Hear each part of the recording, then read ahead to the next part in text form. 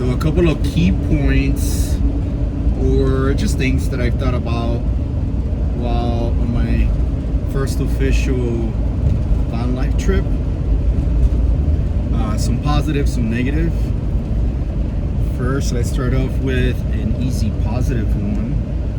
It's nice to have a half freezer, half refrigerator, cooler. Mine is a Set Power, I think 60 liter or 80 liter, something like that. Chest cooler that has that freezer refrigerator division. Aside from keeping both of those foods, I think the nicest thing is just having ice cubes. It's really nice to be able to have ice cubes, you know, in a little silicone container that you can have whenever you feel like having a cold beverage, even cold coffee.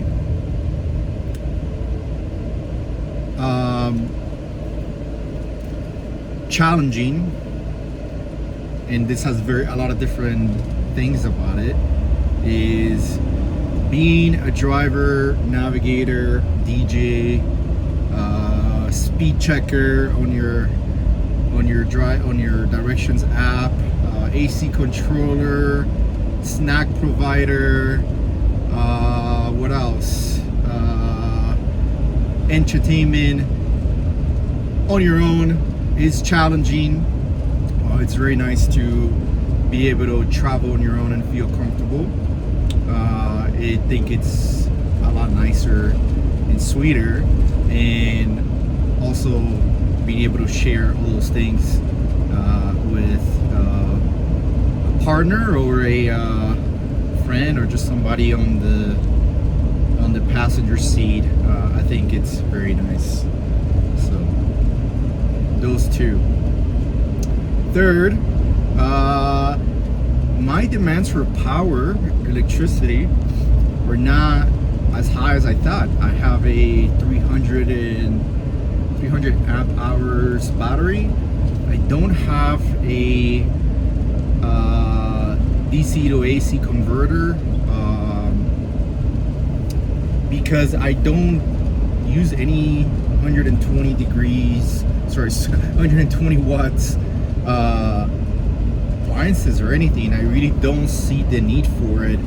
I have a DC system that runs my roof fan. I have two little fans that are next to the windows, so that way if the roof fan is pulling air out and I open the windows and I run the fan, that can create that wind tunnel effect. So it's don't use a lot of power. And then right next to those fans, I also have some USB chargers. I have my refrigerator, my 12 volt refrigerator that stayed on the whole time.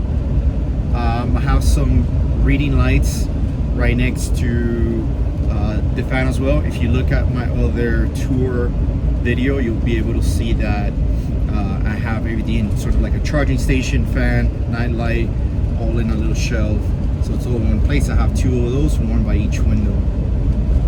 I have ceiling puck lights, larger puck lights than the ones you normally see. These are, I think, 4.5 inches. I wanted just to do 4 big ones on a dimmer instead of having a bunch of little puck lights all over the place. So yeah, I just my electricity demands. Oh, also water pump for my galley, UV light, water filter, and yeah, that's really it. Those are my power demands. If you're driving throughout the day with a DC to DC converter, I don't even have my solar panels up right now. This DC to DC converter provides up to 40 amps charging from the alternator, but driving 6 hours, my battery has been fully charged, and honestly, I'm not even going below 80% at night after running the fans, the refrigerator 24 hours, and everything. So yeah, my power demands are pretty minimal. I was surprised about that.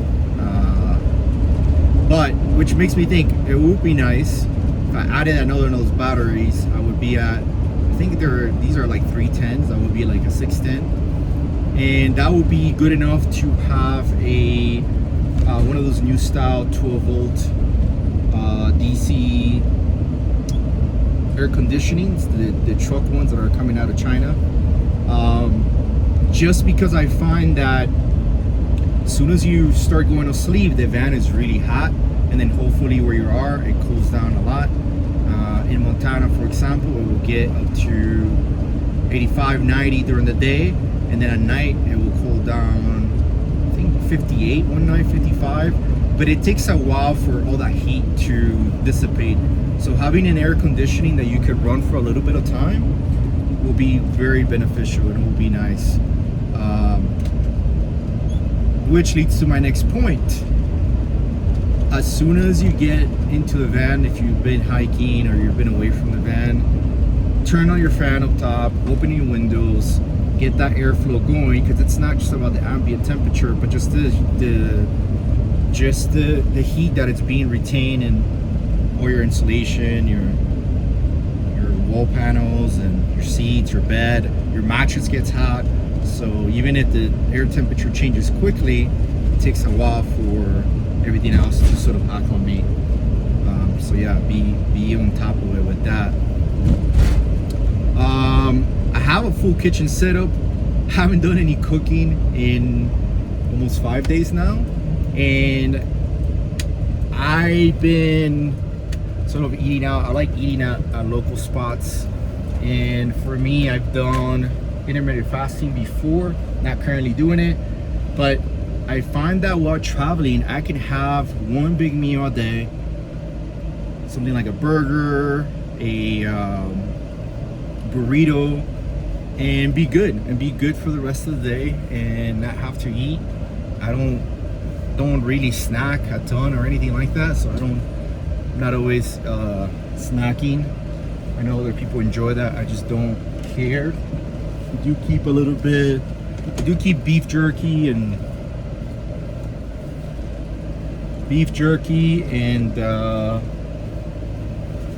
some of those smoked sausages, but